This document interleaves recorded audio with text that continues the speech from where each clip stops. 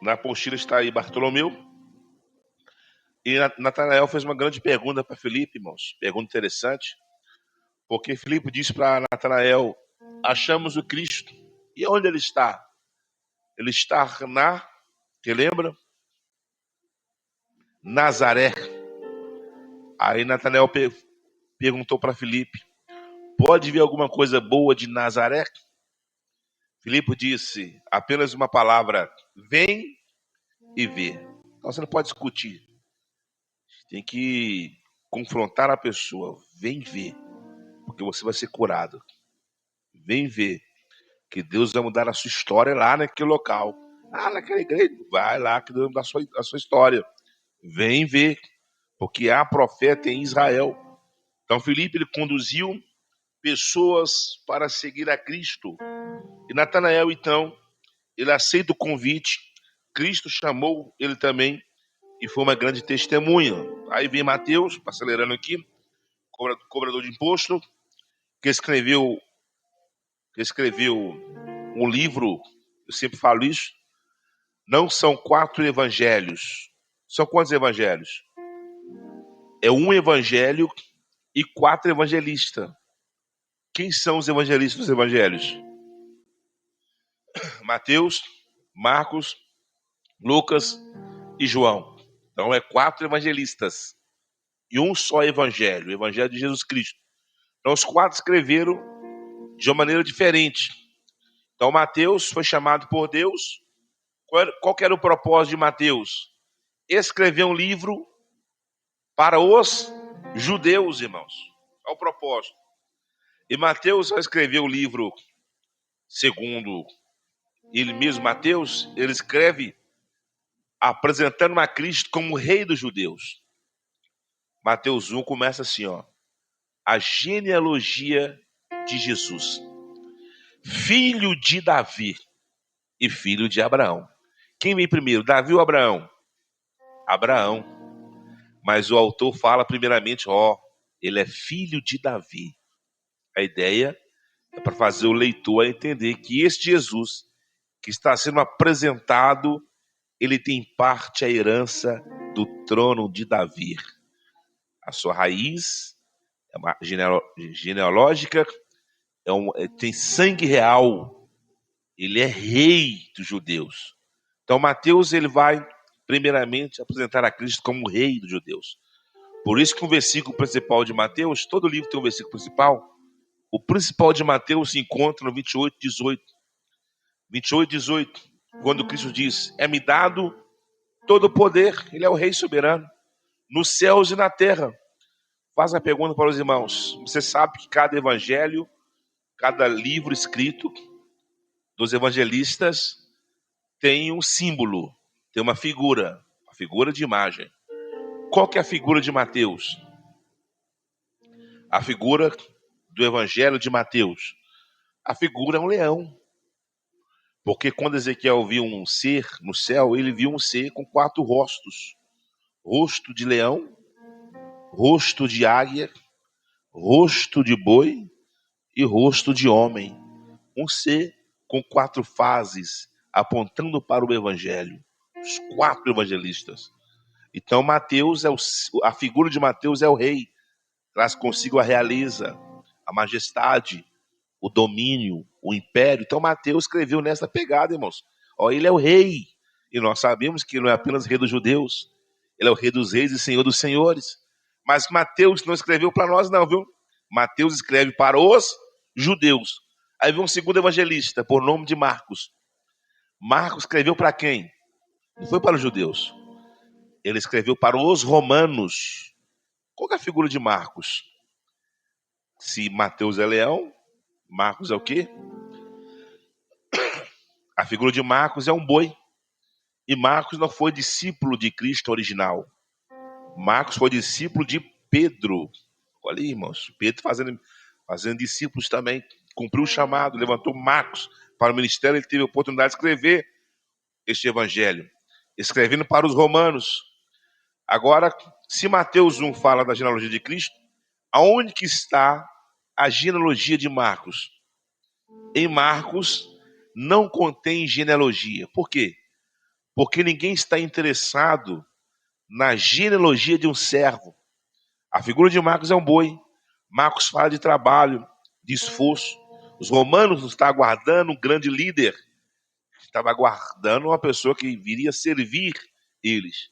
Por isso que o versículo principal de Marcos se encontra no capítulo 10, 45. O versículo principal de Marcos é o 10, 45. Porque o Filho do Homem não veio para ser servido, mas ele veio para servir e dar a sua vida em resgate de muitos. O evangelho do trabalho. Marcos tem 19 milagres, irmãos. Muito trabalho, muito esforço. Ele preocupou com isso. Aí você olha para Lucas, o único escritor que não era judeu, era grego, natural da Síria. Lucas não escreve para os judeus, não escreve para os romanos, escreveu para quem? Para os gregos. A figura de Marcos é a figura de um homem, porque Marcos ele vai descrever Jesus como filho do homem. Marcos, irmãos, ele tinha uma profissão, qual era? Aliás, Lucas, profissão de Lucas, médico, doutor. Então ele escreve mostrando a natureza de Cristo como homem. O homem que tinha compaixão, o homem que tinha sentimentos, o homem que tinha misericórdia. Com 12 anos de idade, ele relata, ele estava pregando já na sinagoga, cheio da presença de sabedoria e do poder do Espírito sobre ele. Então, Lucas se preocupou com esse detalhe. Versículo principal de Lucas, 19, versículo 10. Principal do Evangelho de Lucas, 19, versículo 10, que está escrito: porque o Filho do Homem veio buscar e salvar o que havia se perdido. Olha a expressão, Filho do Homem. Então Mateus escreveu para quem? Judeus. Marcos, olha o propósito. Foram chamados, mas com propósito. Marcos, romanos. Lucas, gregos. Ele foi discípulo de quem, Lucas? Na Bíblia. Discípulo de quem? Discípulo de Paulo. Olha que interessante, irmãos. Foi chamado, imediatamente foi cumprir o propósito. Aí vem João. Já falei muito sobre ele aqui, só para fechar. João não escreve para os judeus. João não escreve para os gregos, nem para os romanos. Qual que é a figura de João? A figura de João.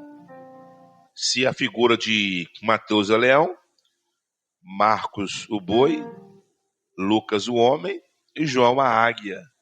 João fala somente das coisas que são divinas. João 6,51, ele diz: eu sou o pão vivo que desceu do céu. João 8,12, João 8,12, eu sou a luz do mundo. Aquele que me segue não andará mais em trevas. João 10,7, eu sou a porta das ovelhas. João 10,11, eu sou o bom pastor. E o bom pastor dá a sua vida pelas suas ovelhas. João 8,58, antes que Abraão existisse, eu sou.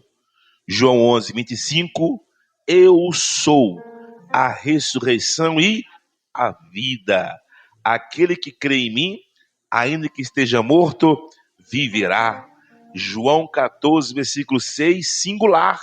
Eu sou o caminho, a verdade e a vida. João 15:1, eu sou a videira verdadeira. É o evangelho da divindade, não das coisas terrenas. Para quem esse evangelho foi escrito? Lê para mim, João 20:31. Cada um foi especificando aqui para quem foi escrito. Mateus, judeus, Marcos, propósito, romanos, Lucas, gregos e João 20:31. Leia.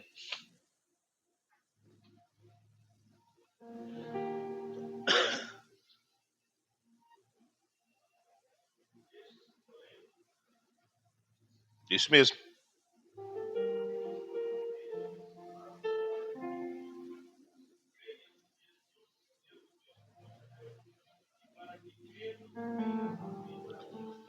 Estes, porém, foram escritos para todos aqueles que creem que Jesus é o Filho de Deus. Então, o Evangelho da humanidade, de todos. Agora, eu não preciso perguntar para os irmãos qual que é o versículo principal. Beleza? Ou preciso perguntar?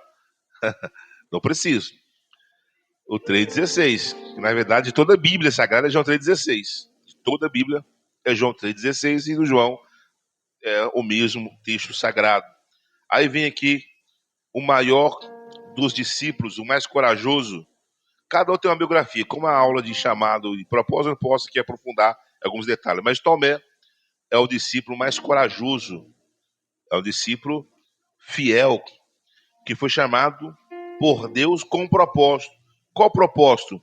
Ser testemunha da ressurreição. E a lição de Tomé é que a dúvida sincera pode ser vencida pelo encontro com Cristo. Por que dúvida sincera? Porque Tomé tem uma marca, né? A marca que chegou um tempo na sua vida ministerial que ele duvidou da ressurreição de Cristo. E detalhe, irmãos, aí ficou marcado. Então, quando você fala Tomé, você pensa a pessoa que é incrédulo. Mas Tomé não termina incrédulo, não, viu? Tomé termina crente. Tomé termina sendo um servo de Deus fiel, corajoso nas batalhas.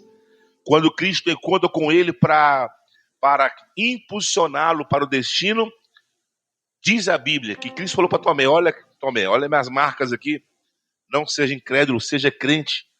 Aí Tomé fala assim, ó, João 20, 28. João capítulo 20, versículo 28. Tu és o meu Senhor, o meu Deus. Ele está defendendo a divindade de Cristo. Ele termina dizendo que Jesus Cristo é o Senhor, é o Quírios, é o seu dono, é o seu chefe. Quando Cristo estava lá em Betânia, lá em Jerusalém, aí Marta e Maria mandou os mensageiros até a ele dizer que está enfermo aquele que ele amava, que era Lázaro. Lembra disso? Aí Jesus disse, nós vamos para Betânia agora. Aos discípulos, não, mestre, vão te matar. Não vai para lá, não. Aí Tomé disse, Senhor, se tu for, vou contigo. Se possível for, morrerei do seu lado. Aí Cristo teve que falar numa linguagem figurativa. Ó, Lázaro, ele dorme, mas vou despertá-lo da morte. Aí ele chega lá, e você conhece a história, opera um grande milagre, todos viram esse milagre. Mas Tomé era um dos discípulos que queria morrer em prol de Cristo quando ele volta para Betânia, na aldeia de Marta, de Maria. Aí está aí outro chamado, para acelerar aí para a parte 2. Tiago, servir fielmente, mesmo sem grande destaque, foi escolhido por Deus. Aí tem Tadeu, que é o Judas, chamado, proposto a anunciar a verdade de Cristo, porque nem todo Judas traiu Jesus, ele permaneceu fiel. Então tem um Judas aí que não traiu, é o Tadeu, que permaneceu fiel. Aí o Simão Zeló, já falei dele, o propósito foi mostrar que Cristo une pessoas de diferentes histórias e ideologias. Lembra dos Zeloditas, né? Com Mateus, então uniu, cada um com um pensamento diferente, com visão diferente, mas uniu um propósito. E o último aí, Judas Iscariotes, chamado, escolhido entre os 12. Qual era o propósito de Judas Iscariotes, irmãos? O propósito dele. Olha o propósito de Judas aí, ó. Recebeu a oportunidade de servir, mas ele escolheu trair a Cristo. Ele era responsável pela bolsa do clube, pela bolsa, quer dizer, ele era tesoureiro, mas ele escolheu trair. Então, tem pessoas que foi chamado por Deus, tem um propósito tão grande, mas a pessoa que escolhe, eu vou cumprir o propósito ou não, porque não é por força nem por violência. Olha a aplicação que eu faço, que você não vai esquecer jamais. Judas, ele andou com o pastor dos pastores, mas ele não quis ser ovelha, irmãos. Decisão dele. Quem decidiu foi ele. Ele decidiu a sua escolha. Vai cumprir o propósito ou não? Não quis ser ovelha. Judas andou com a porta, mas não quis entrar por ela. Vou melhorar. Judas andou com a vida, mas escolheu a morte. Decisão dele. O propósito é o quê? Receber a vida. Vai lá. Andou com o pastor, mas não quis ser ovelha. Andou com a porta, mas ele não quis entrar por ela. Andou com a vida, mas ele escolheu a morte. Ele não quis cumprir o propósito. Ele não quis cumprir a sua vocação. Por isso que tem um texto na Bíblia, que diz que aquele que deseja o episcopato, excelente obra deseja. 1 Timóteo 3:1. Aquele que almeja, aquele que deseja o episcopato. O que é episcopato, irmãos? O que é o episcopato? Episcopato é ter o desejo de estar em um departamento de ministério, estar na liderança. Não é pecado. O irmão, eu quero chegar um dia ter esse título aqui. Não é pecado, não. Ele está almejando, ele está desejoso em ter. Só que tem um detalhe para os vocacionados aí. Aquele que é vocacionado não fica preocupado em derramar o óleo. Ele sabe que vai chegar o tempo dele. Ele sabe. Eu relato sempre isso, que em 2007, o pastor me chamou para me preparar para derramar o óleo, 2007. E eu consegui correr dele uns 4 anos correndo, para não ser derramado o óleo. Corria mesmo, não queria. Queria só ser evangelista e afora. Chegou um dia, estava na minha casa, estava em casa até sem camisa, tranquilo, chegou o meu cunhado lá. Ô Varão, vamos ali comigo ali, tem uma reunião ali. Está de boa aí? Eu estou de boa. Aí eu entrei no carro do meu cunhado, coloquei minha camisa e fui à reunião com ele. Chegou lá, eu vi que não era um lugar, um ambiente de reunião, era a casa do pai dele, meu sogro. Aí chegamos na casa do meu sogro mandou, já estava ajoelhei na sala da casa do meu sogro, mandou o meu cunhado também ajoelhar, ajoelhou também, e ele pegou o óleo lá e derramou na nossa cabeça. Foi uma emboscada que fizeram para mim. Que sabia se marcasse um culto, eu ia marcar uma pregação para ir. Não dá, não, que eu tô pregando. Aí percebi, não tem como, não, esse cara tá pregando direto, vamos fazer uma emboscada. Emboscada. Aí eu fiquei pensando depois, né? Olha o ignorância em particular. Todo pastor que foi consagrado no ministério, irmãos, teve festa, teve homenagem no telão. Eu não tive nada disso, gente. Porque eu fugi, eu não queria. Uma festa, homenagem, aquela coisa toda presente. Eu fui o único fungindo na sala do pastor lá, às pressas. Agora tu és pastor, recebe o cargo, a missão. Ou seja, não me preocupei com o tempo, não. Vai chegar o tempo e vai chegar a hora. Então, uma das maiores vocações é isto. Vai chegar o tempo, não tem que preocupar, não. E quando chegar, cumpra o teu ministério e entenda que você tem um propósito específico. Aí na apostila aí, vou dar por lá 2 páginas aqui. Olha, por gentileza, aí, as características do chamado. O chamado é de Deus, sim ou não? Ninguém se chama sozinho. Ninguém se chama sozinho. Olha a diferença. Eu falo aqui porque está gravado e Cristo falou assim, ó. Palavra de Jesus, Mateus 5,37. Seja, porém, o vosso falar sim, sim e não, não. Passar disso é o quê? Procedência maligna. Então o chamado é de Deus. Ninguém se chama sozinho. Não foste vós que me escolhestes, mas eu vos escolhi para essa missão. Então Deus escolhe pessoas. Conheço um irmão que pagou R$ 300 para receber uma unção na cabeça. Pediu e pagou pouco, né? O pastor cobrou um cafezinho ainda. Mas fez errado, porque pediu para derramar o óleo.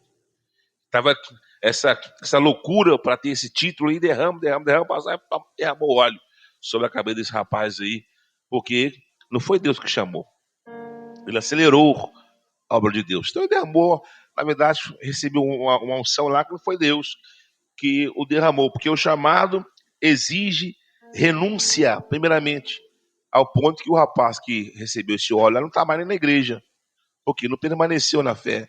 Porque o chamado exige renúncia. Olha as renúncias aí.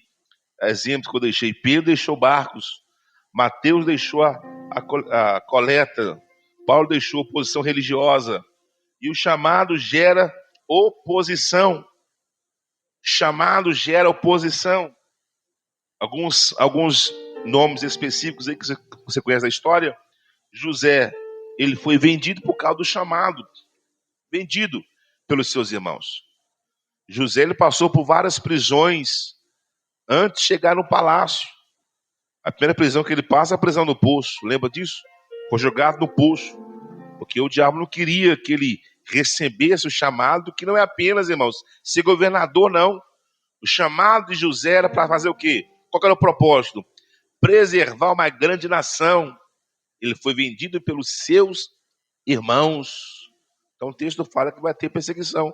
Exige o quê? Oposição. Moisés foi rejeitado. Jeremias, ele foi preso. Paulo foi perseguido. Jesus foi crucificado. Quem possui chamado enfrentará resistência. Aí Cristo diz o quê? João 16:33. No mundo tereis aflição, mas tende bom ânimo, porque eu venci o mundo. Então o chamado, ele vai gerar oposição. Olha, quando você fala Davi, você lembra de quem? Falou em Davi, lembra de quem? Saul contra Davi. Olha Golias, irmãos. Por isso que eu sempre falo, Golias se levantou, não foi para matar Davi, não. Golias se levantou, foi para promover Davi. Se não fosse Golias, irmãos, Davi nem seria falado hoje em dia. Por causa de Golias, Davi ele é exaltado até os dias de hoje, porque ele recebeu oposição, mas cumpriu o seu propósito. Mas como que ele começou? Agora, olha a aplicação que eu faço. Como que Davi começou?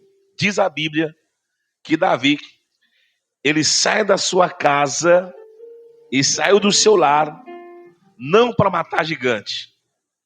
Errado.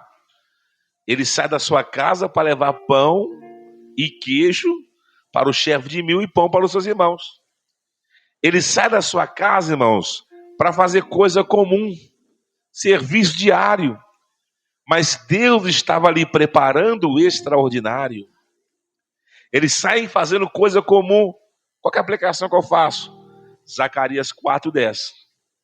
Para os chamados. Zacarias 4:10. O que está escrito lá? Não despreze as pequenas coisas. Ah, pai, eu vou levar comida nenhuma para os meus filhos, não. Vou ficar aqui mesmo no pasto. Imagina. E não desprezou as pequenas coisas, mas foi levar pão, foi lá fazer as coisas mais simples.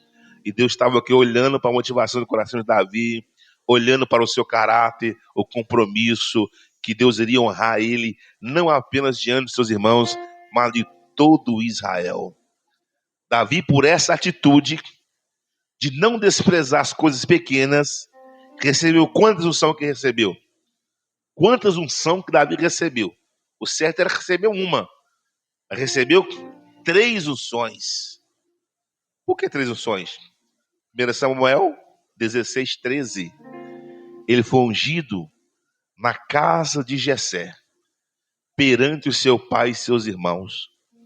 Deus estava dizendo para Davi: você está sendo aprovado perante a sua família. Agora tem irmãos que pregam o evangelho nem é aprovado na sua casa. Prega na igreja, mas é o capeta na casa. Não respeita a mãe, não respeita o pai. Isso é testemunho ruim para a igreja, irmãos. Não pode. Não pode. Tem que ser testemunho na sua casa. Uma coisa é oposição, você permanecer na fé, orando, clamando, entendendo que é oposição. Talvez a irmã, o irmão no evangelho, a mãe no evangelho, e está perseguindo. Mas ele tem que ter o compromisso em defender a bandeira da fidelidade, fechar a boca e cumprir o propósito. E não ir para o ataque. Quando vai para o ataque, está perdendo o alvo, perdendo o propósito, porque Deus não chamou para isso. Então tem pessoas que têm um testemunho ruim dentro da sua própria casa.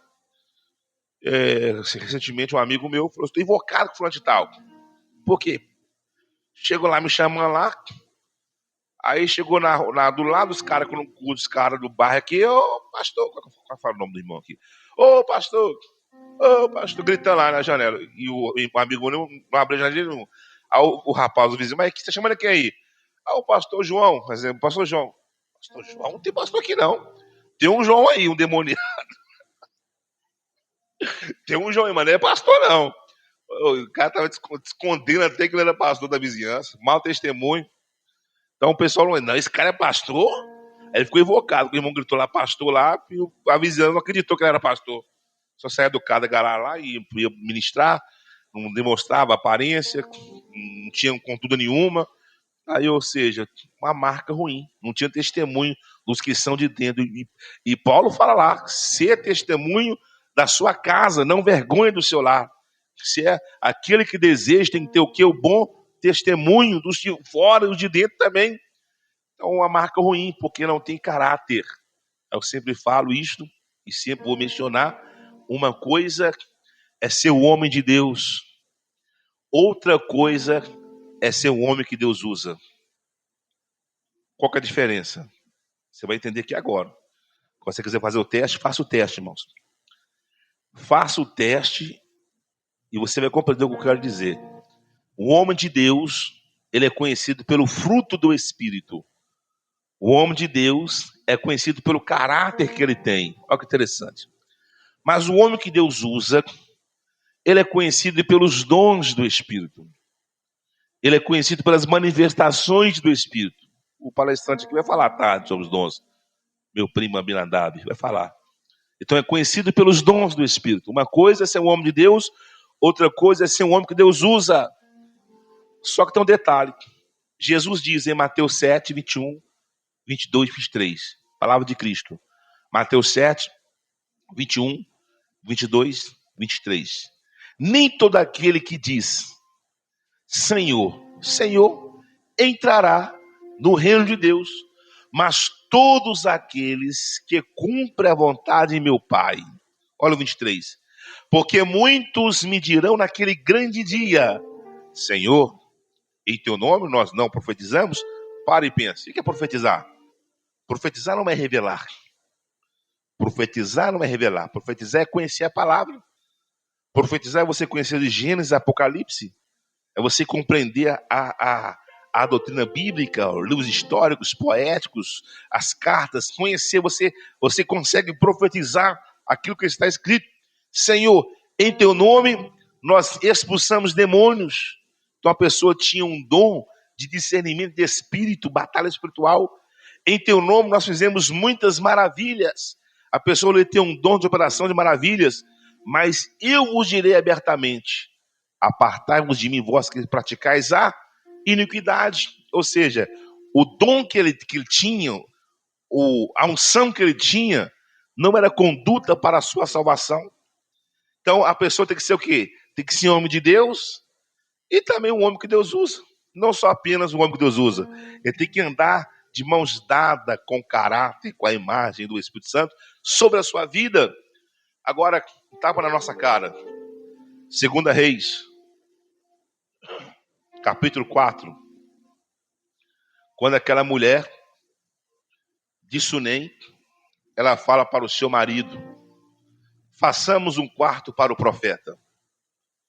Nesse quarto, vamos colocar o que lá dentro desse quarto? Me ajuda a pregar.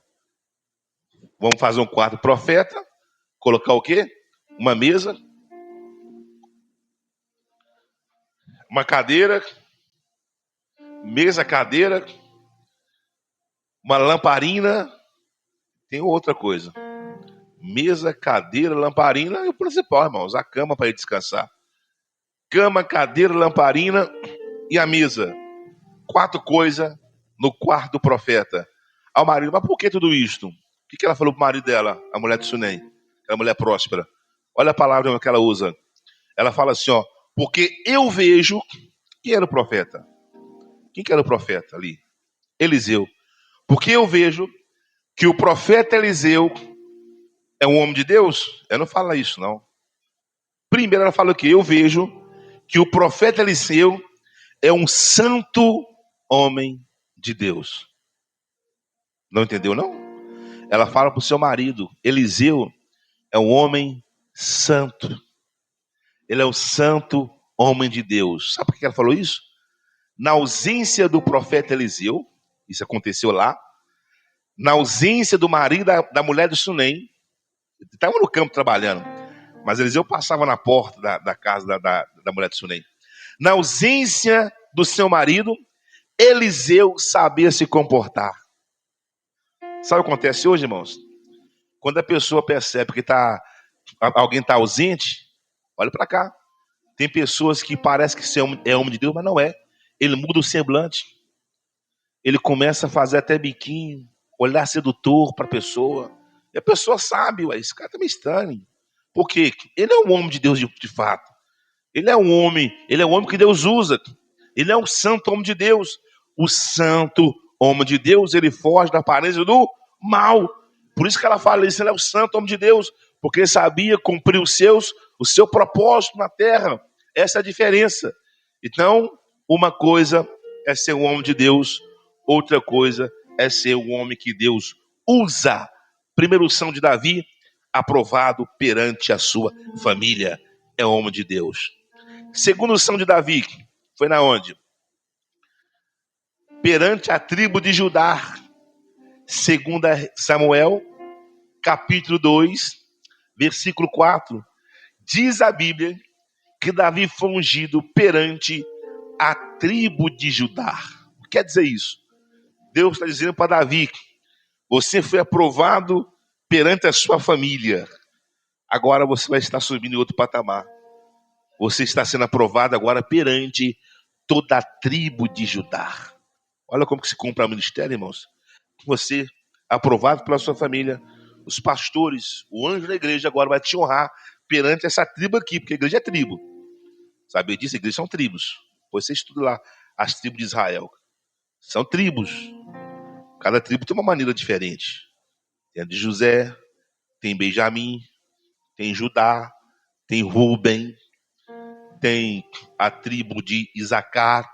Então parece, são diferentes, mas o corpo é o mesmo, o corpo é do Espírito. Então eu como pregador, alguém fala, você é artista? Eu não sou artista não, sem me comportar. Eu vou a algumas igrejas e eu sei que o segmento é diferente, mas sei me comportar em cada delas. Tem irmãos que até hoje acham e pensam que eu sou assembleano. Eu falo, não, irmãos, porque via minhas postagens muito pregando na Assembleia, eu falo, não sou assembleano, sou batista, sou batista, mas eu prego na Batista, na Assembleia, presbiterianos, Deus é amor, comando regular, me chama, eu vou, porque eu vou com uma mensagem. A mensagem que eu levo é a mensagem de Cristo, a mensagem que eu levo é a mensagem do reino de Deus. Agora o costume, a doutrina que vai aplicar é o pastor. Vou doutrinar o povo? Eu não, vou pregar a palavra. Vou focar naquilo que está escrito. Então, essa questão de costume do ministério, que a obrigação do pastor ali é ensinar, não sou eu. Por isso que tem que ter ordem e decência aí, até mesmo em outras tribos, para pregar sobre o reino de Deus. Então, Davi, ele foi ungido perante a sua casa, perante a sua tribo. Terceira unção de Davi, anote isto. 2 Samuel, capítulo 5, versículo 3. Terceira unção de Davi. Ele foi aprovado perante a sua família, ele foi aprovado perante a tribo de Judá. Aí diz a Bíblia, irmãos, que os anciões levou Davi para o monte Hebrom e ungiu a Davi, não perante apenas da sua família, que ele estava lá, não perante a tribo de Judá, que estava lá, mas agora Davi recebe a terceira unção perante todo Israel de Deus. Olha a aprovação de Davi. Aí você entende agora, antes da unção de Davi, antes da unção que ele recebe, Davi estava no pasto, irmãos, cuidando das ovelhas do seu pai, comprometimento, integridade, esforço. Antes da unção, irmãos, Davi lá no pasto, alguém citou duas vezes aqui, Davi diz assim, ó, o Senhor é o meu pastor. Sabe que unção que ele recebe ali? A revelação que ele recebe? Ele recebeu que o Deus de Abraão, que o Deus de Isaac, que o Deus de Jacó, não era apenas dos patriarcas, era também o seu Deus, Jeová Ronim. Ele é meu Deus. Aí as pessoas, o Deus de Abraão, Isaac e Jacó, amém. Mas ele também é o seu Deus, irmãos. Davi era pastor, mas ele entendeu o chamado e o propósito. Eu sou pastor de ovelha, mas acima de mim tem um pastor dos pastores. João 10, 27. As minhas ovelhas ouvem a minha voz e elas me seguem, e eu conheço cada uma delas. Davi está dizendo que ele servia o Senhor, que era o seu dono. Ele tinha um pastor, senhorio e o pastoreio. Revelação, senhorio e o pastoreio. Eu me lembrei que agora, nem vou contar isso aqui não, eu fui levar um casal de pastores para falar de Jesus, eu não fui como mensageiro, só fui ali servir os irmãos, para falar de Jesus para um promotor e uma juíza. Promotor e uma juíza. Cheguei no local, eu tenho que saber entrar e sair. Vamos entrar não. Chamou vocês dois, não foi eu não. Minha ordem aqui é deixar você no local aqui e aguardar aqui. Tchau e bênção. Deus te usa vocês lá. Aí o casal sobe para o apartamento do promotor e a juíza lá, aquele casal. Aí eu, em determinado momento, o casal falou assim: tem um pastor lá atrás, veio com o motorista. Manda chamar. Então, manda chamar o pastor que tá lá embaixo também. Eu tô lá. Tá deitado lá, bateu na porta lá, não vi, eu olhei assim, pediu pra subir também. Mas mano, o casal que eu chamaria. Não, pediu pra você subir também. Ai, meu Deus, só Jesus. Entrei, fechar o carro, subir, o elevador. Cumprimentei o promotor, o promotor e a juíza. Aí quando eu olhei assim, até arrepiei, né?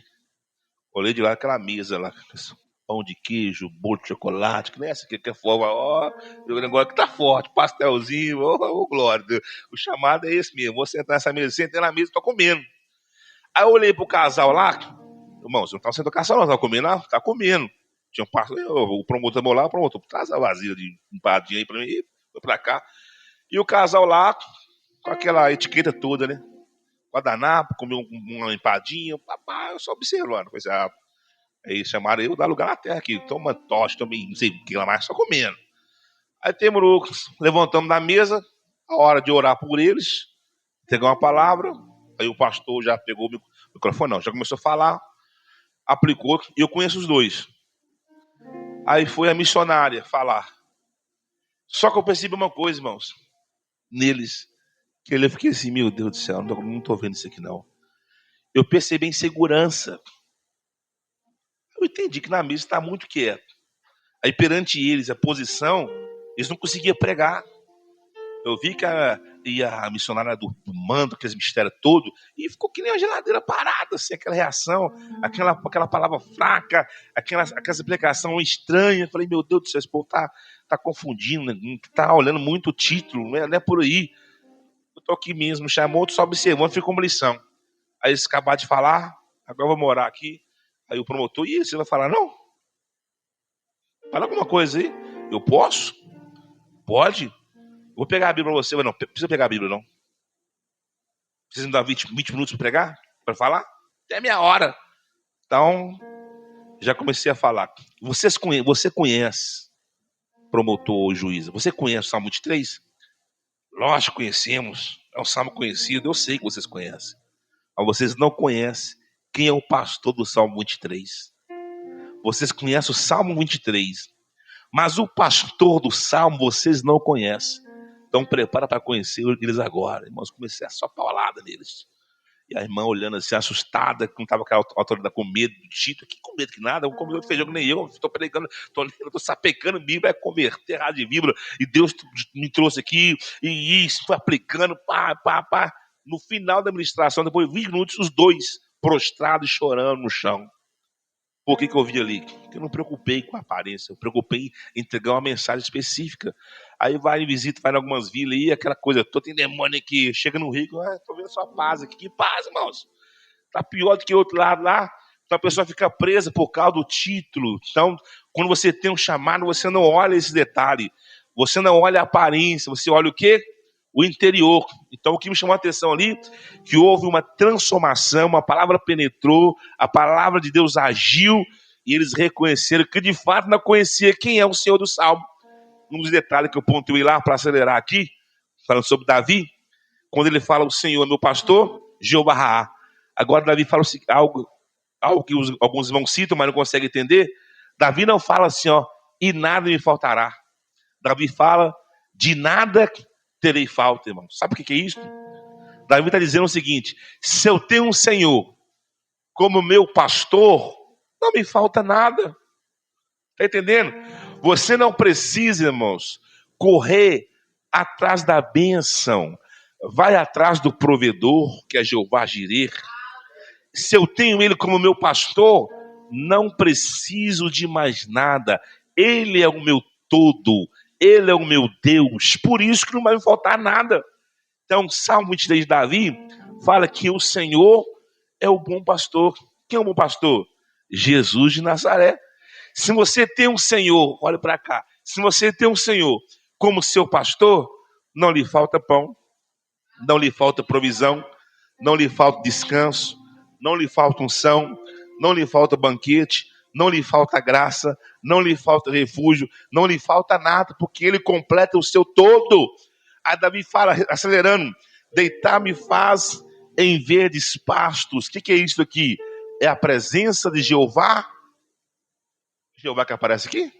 O primeiro Jeová, Ronim, meu pastor. De nada terei falta, Jeová Jireh, provedor.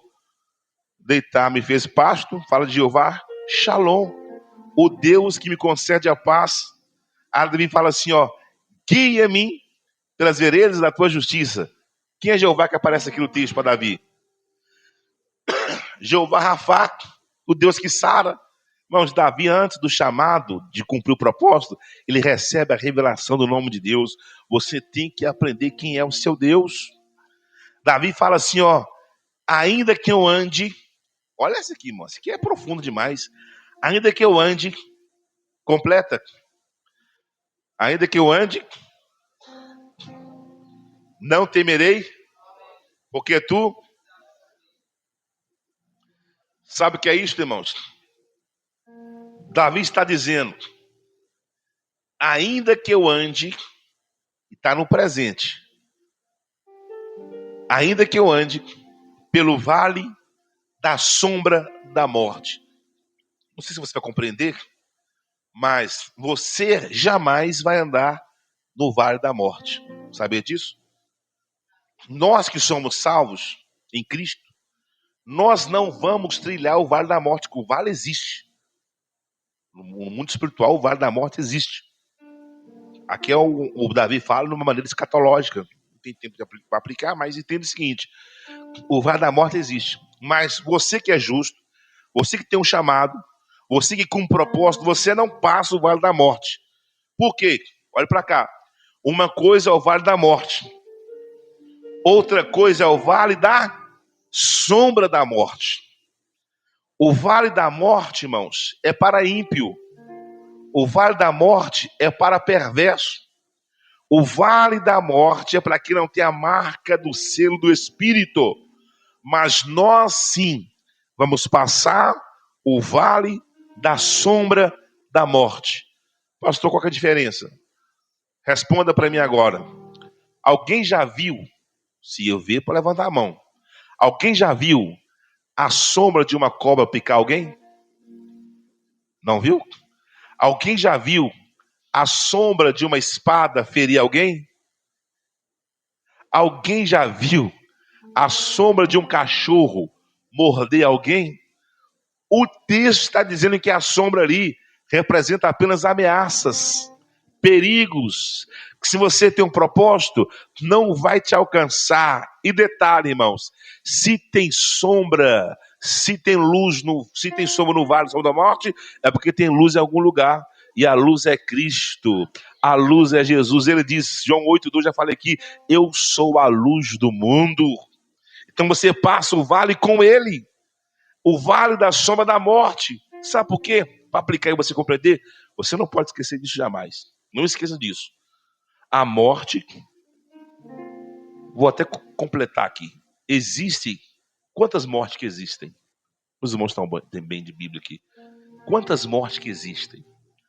Vou dar um exemplo. Eu creio, aqui é a crença minha. A irmã pode crer também, não é pecado crer, não.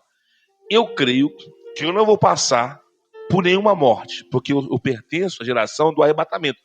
Mas existe o quê? Na verdade, 3 tipos de morte. Existe 3 mortes, irmãos. 3 mortes. E tem pessoas que vão passar pelas 3 mortes. Talvez nós aqui não vamos passar por nenhuma, é o privilégio. Talvez sim, talvez não. A primeira morte, segundo a Bíblia, irmãos, é a morte espiritual. A primeira morte que aconteceu é a morte espiritual. Gênesis 2, 16, 17. Disse Deus a Adão e Eva: de toda a árvore do jardim, dela comereis, mas menos da árvore que está no meio do jardim. De todos comereis, mas a árvore que está no meio dela não comereis. No dia que dela comerdes, certamente morrerás. Adão vai lá e Eva como do fruto, morreram fisicamente? Não morreram fisicamente, mas morreram espiritualmente. O que é morte espiritual? Você vai entender agora. A palavra morte significa separação. No grego é thanatos. A morte não é aniquilação, irmãos. A morte não é aniquilação. Morreu, acabou. Não, acabou não. Não existe morreu, acabou. A morte é separação. Morte espiritual. O que aconteceu ali? Deus separou do homem a morte espiritual. Deus fez o quê? Separou do homem. Aconteceu o que? A morte espiritual. A separação. Romanos 6, 23. O salário do pecado é a morte. Isaías 59, verso 2. As vossas iniquidades fazem separação entre vós e Deus. Morte e separação. A morte física. Aí vem a morte agora, a morte espiritual. Aí a segunda morte, a morte física. Adão morreu quantos anos de idade? Adão. 930 anos. Morte física aconteceu. Eclesiastes 12, 7. Diz que do pó voltaremos. Mas o Espírito, retornaremos do pó. Mas o Espírito volta ao Pai. A morte física é isso aqui, ó. Morte física. Separação. De quê? Da alma e do espírito do corpo humano. Então esse corpo aqui vai separar do espírito da alma que vai para o Pai. A morte física. Algumas pessoas morrem em Cristo. É a morte física.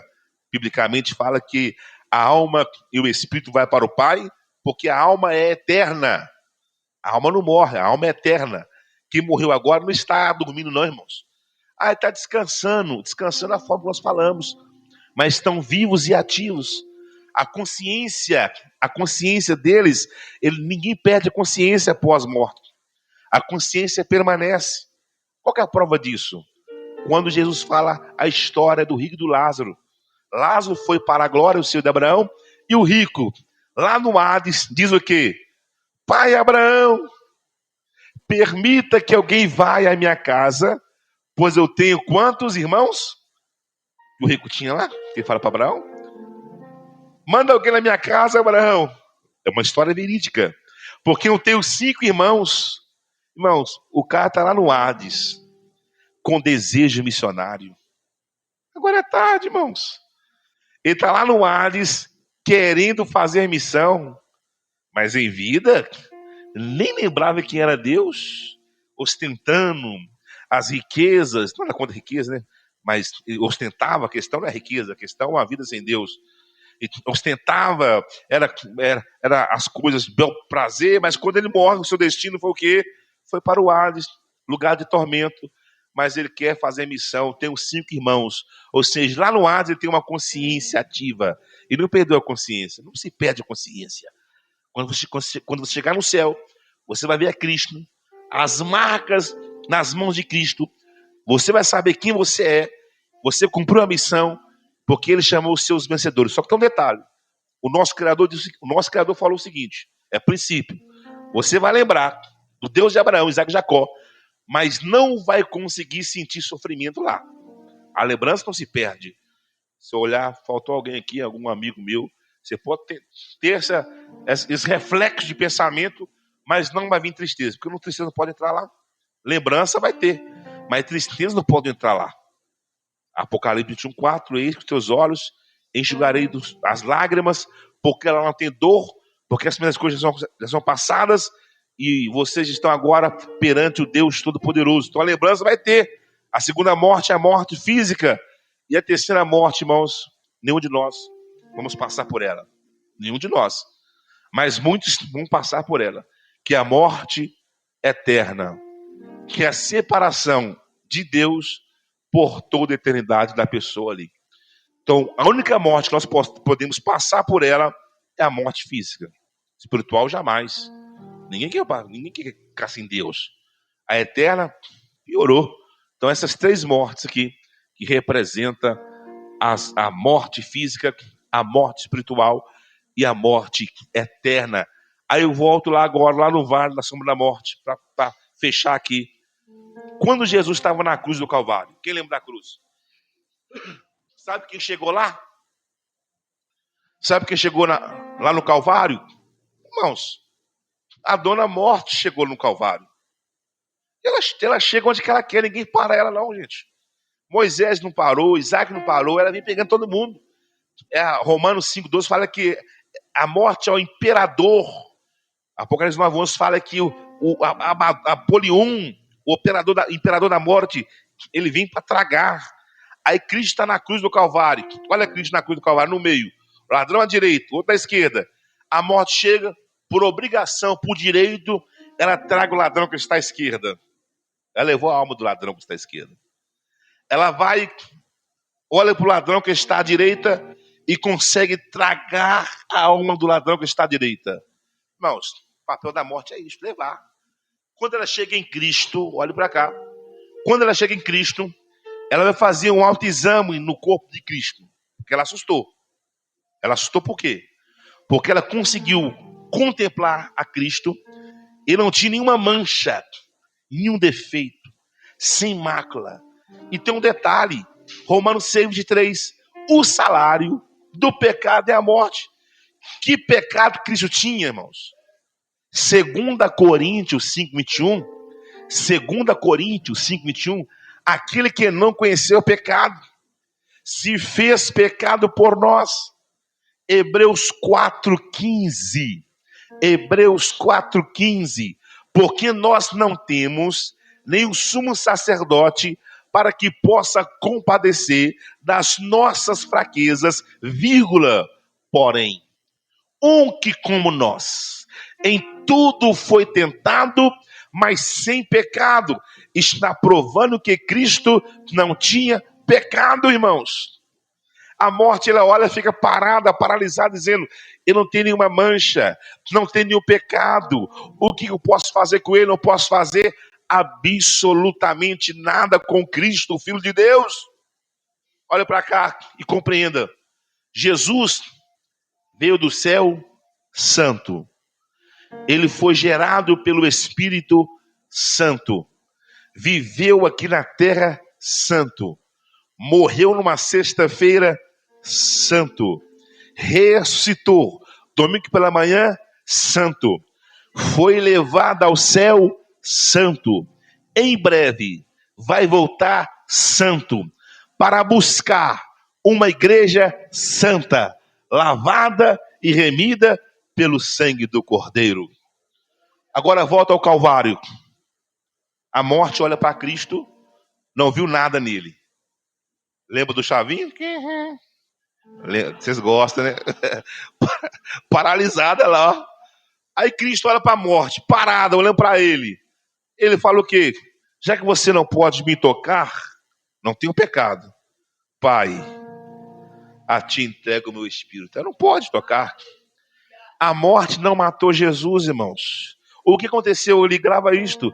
Jesus matou a morte com a sua morte.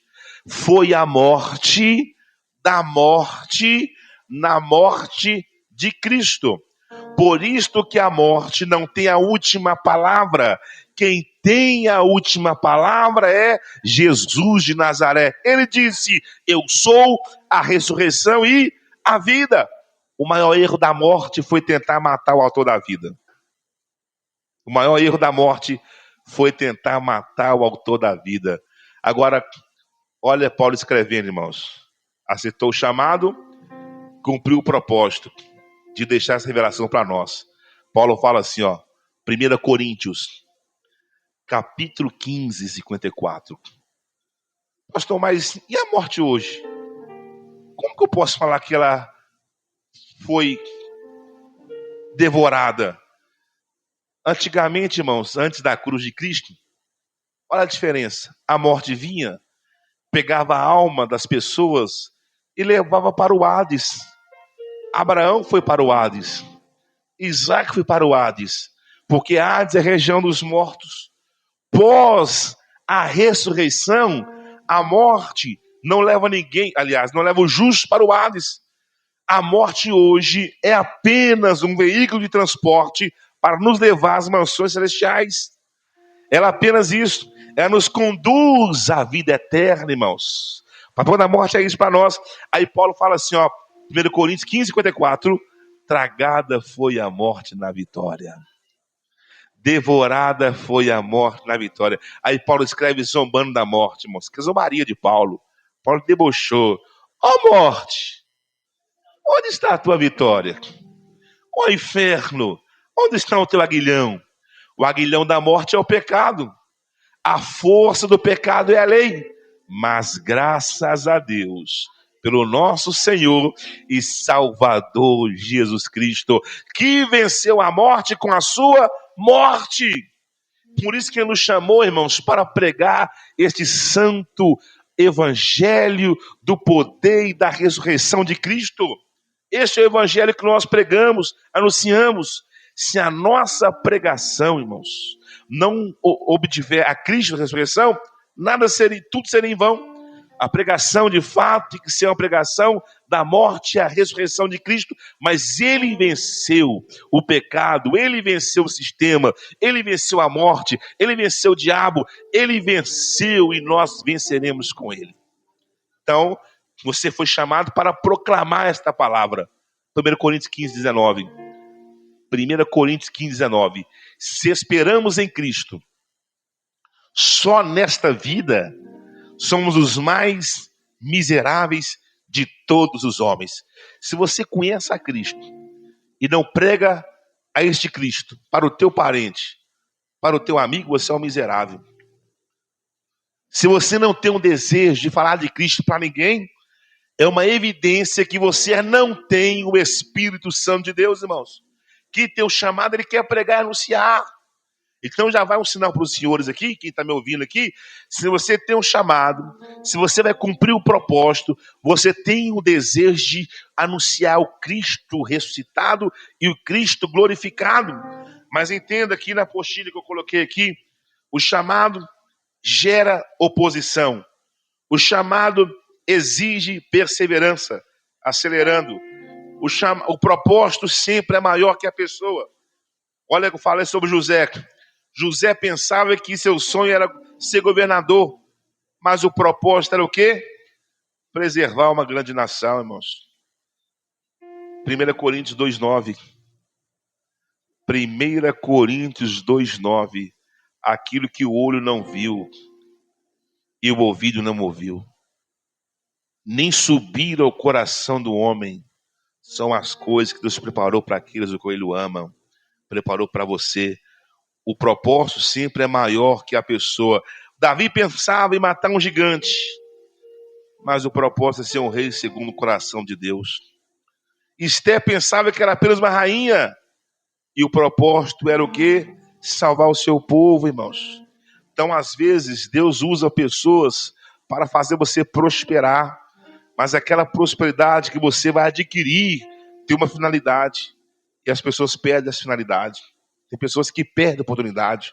Deus coloca tudo na mão dela, mas esquece de quê? Da obra de Deus. 1 Coríntios 15, 58. Se você é chamado, grave este versículo, pelo amor de Jesus. 1 Coríntios 15, 58. Portanto, meus amados irmãos, permanecei sempre firmes, constantes, abundantes na obra do Senhor, sabendo que o vosso galardão não será em vão. Então você que tem algo de Deus, vai ter uma finalidade. Aí que eu coloquei pessoas que cumpriram o seu propósito. Olha aí Noé, o chamado de Noé, construir a arca. E o propósito, preservar a humanidade. Está vendo a diferença? Chamado é o convite. Propósito é a missão. Chamado é o convite. Propósito é uma missão. Então você tem um chamado e você tem uma missão, irmãos. Então cumpra o seu propósito. Abraão, chamado, sair da sua terra. Propósito, formar uma grande nação. José, chamado, recebeu sonhos. Propósito, salvar vidas. Moisés, chamado na sarça. Propósito, libertar Israel. Josué, chamado, substituir Moisés. Propósito, introduzir Israel em Canaã. Gideão, chamado, enquanto malhava o trigo. Propósito, libertar Israel dos midianitas. Samuel, chamado, ainda criança. Propósito, ser juiz, guia de Israel espiritual. Davi, ungido por Samuel, propósito, ser rei em Jerusalém. Isaías, chamado, quem enviarei? Propósito, anunciar a santidade de Deus. Jeremias aí, propósito, antes do nascimento, quando estava no ventre eu fui chamado. Propósito, profetizar o povo de Judá. Esther, rainha, salvar os judeus. Neemias, reconstruir os muros de Jerusalém. Propósito, restaurar Jerusalém. João Batista, chamado, preparar o caminho. Propósito, apresentar o Messias. Pedro, chamado pescador. Propósito, apacentar a igreja. Paulo, a porta dos gentios, mas o propósito era expandir o evangelho entre as nações. Aí eu dei uma lição aqui para todos nós, pessoas de exemplos que abandonaram o propósito. Foram chamados por Deus, mas abandonou o propósito. Dentre eles está quem? Saul. Foi chamado? Sim. Foi ungido por Samuel, mas perdeu o reino pela sua desobediência. Olha aí, tem pessoas que têm chamado, mas perde o propósito. Sansão foi separado, perdeu a sua força espiritual pela falta de santidade. O que Sansão fez, irmãos? Que ficou marcado. Sansão esqueceu de uma coisa. Olha para cá. O pecado é uma fraude. Fala comigo, o pecado é uma fraude. Promete prazer, mas o fim é desgosto. Promete liberdade, mas o fim é prisão. Pecado é uma fraude, irmãos. 1 Pedro 5,8. 1 Pedro 5,8. Sede sóbrios, vigiai, pois o vosso adversário, ele anda ao derredor, bramando como leão, buscando aquilo que ele possa tragar. Sansão, assim como Davi também, Sansão venceu 1.000 homens. Lembra disso? 1.000 homens contra ele. O que ele pegou ali para vencer os filisteus? Qual foi a arma que ele usou? Uma queixada de jumento. Com uma queixada, Sansão venceu 1.000 soldados. Não é filme de Hollywood, não. Isso que é real. O homem mais forte do mundo, 1.000 homens, irmão. Nem Jack Chan nos filmes. Rambo abusava. Rambo abusava. Rambo entra nos exércitos, sai ilesos, sem nenhum tiro. Sansão foi 1.000 homens com uma queixada de jumento, irmãos. 1.000 homens. Mas perdeu a sua força ao deitar no colo de Dalila. E tem um detalhe, uma lição para nós. O inferno paga pesado para tirar a sua unção e a graça de Deus na sua vida. Porque Dalila é a única mulher na Bíblia que recebeu um valor incalculável para tirar a força de Sansão. Chamaram Dalila e fez a proposta para ela, ó, entrega o homem que tem a força. Cada um de nós vamos passar um salário. Então, incalculável. Porque o diabo investe pesado em tirar as pessoas da presença de Deus, irmãos. Investe pesado. Então, Sansão entregou o segredo, perdeu a força porque foi desobediente. E o último aí, Judas, chamado como apóstolo, abandonou a sua missão pela ganância e traição. Como descobriu o chamado? Simplesmente Deus fala pela palavra, pela oração, pelo Espírito, pela igreja, pelos dons espirituais e pelas oportunidades. Então, que nesta manhã, já entrando na parte da tarde, que os irmãos possam compreender esta missão. Você tem um chamado por Deus e você tem um propósito por Deus. O chamado é o convite. Todos aqui têm um chamado. Agora vale todos nós aqui cumprir o propósito e cumprindo, glorificando e exaltando o nome do Senhor. Vou citar 2 versículos aqui para fechar. 2 versículos que falam do chamado. Se você tem um chamado, entenda isto. E não esqueça. Anote. 2 Coríntios, capítulo 4, versículo 8 e 9. Depois eu cito outro. 2 Coríntios, capítulo 4, versículo 8 e 9. Isso aqui é para quem tem chamado e para quem vai cumprir o propósito. Em tudo nós somos atribulados, mas não angustiados, perplexos, mas não desanimados, perseguidos, mas não desamparados, abatidos sim, mas jamais destruído. Então quem tem chamado vai passar por quê? Tribulação, vai ficar perplexo, vai ser desamparado pelos homens, perseguido pelos homens, mas não desamparado por Deus. Se alguém fosse perguntar para Paulo assim, Paulo, e aí, Paulo, vale a pena passar esse processo? Vale a pena o sofrimento? Ele diria assim, 2 Coríntios 4, 17. Porque a minha leve e momentânea tribulação produz um peso excelente de glória. Ele está dizendo, o meu chamado me levou para o deserto, mas o meu propósito é estar no palácio.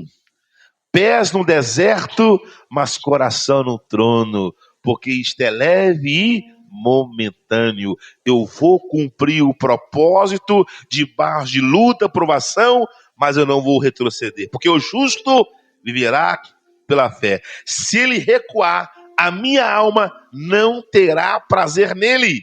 Se você tem um chamado, irmãos, vença o obstáculo, vença o propósito, e o principal para todos nós, vença as tentações.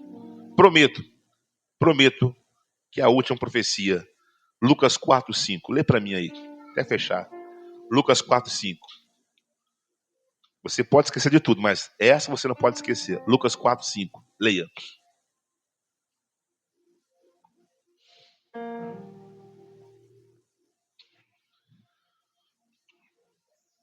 4:5.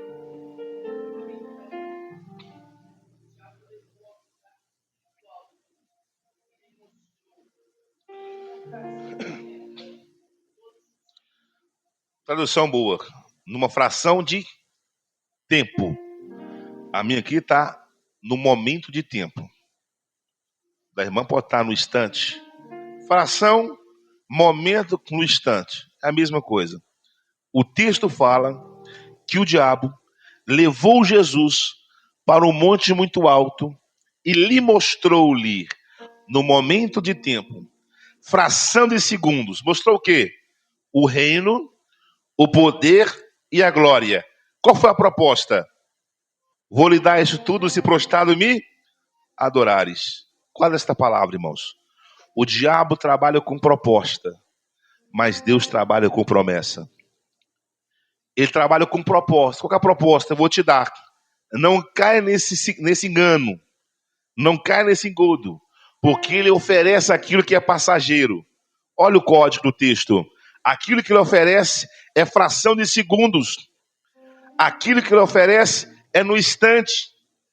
Aquilo que o diabo te oferece para você perder o propósito e o chamado, irmãos, é momentâneo. Não se esqueça. Ele vai apresentar a proposta para você perder o chamado e a sua vocação. Mas aquilo que ele te oferece é o quê? Momentâneo, fração de segundo, é no instante. Lá vai para fechar. Não perca o teu ministério por um momento de tempo. Não perca a tua família por fração de segundos, irmãos. Olha que tragédia. A pessoa construiu um castelo, mas em fração de segundos aceitou a proposta do diabo e perdeu seu patrimônio. Então a palavra de Deus para você hoje, nesta tarde, 7h, é esta: cuidado com a proposta, mas vive a promessa, vive o propósito. Cuidado com a proposta, mas vive o chamado e o propósito de Deus, porque o que Deus te oferece não é passageiro, é duradouro. Do diabo é transitório, é pouca duração. O de Cristo é permanente. Oremos. Eu tenho que pegar a estrada 1 hora. Lecionar em Itabira. De Itabira uma vigília. Me ajuda, Jesus. Oremos.